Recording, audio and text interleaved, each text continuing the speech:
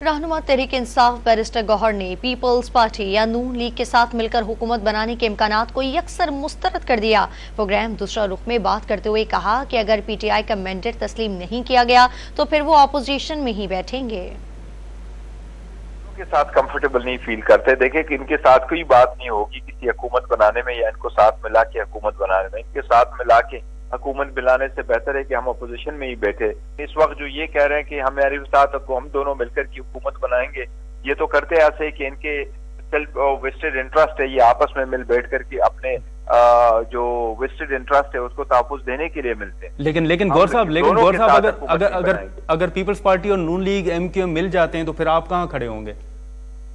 देखिए, हम जहां भी खड़े होंगे ये तीनों मिल के भी हम उनसे तादाद में ज्यादा है। अच्छा। लेकिन अगर हमें हमारी मैंडेट को एक्सेप्ट नहीं किया जाता या हमें हुकूमत नहीं बनाने दिया जाता या उसमें रुकावटें पैदा की जाती हैं और हम जो भी हमारे पास ऑप्शन मौजूद है उस सब के बावजूद हम अनेबल है कि हुकूमत बनाए, तो फिर हम अपोजिशन में बैठेंगे बजाय इसके कि हम इनके साथ मिलके इनको मिला के हुकूमत बनाए।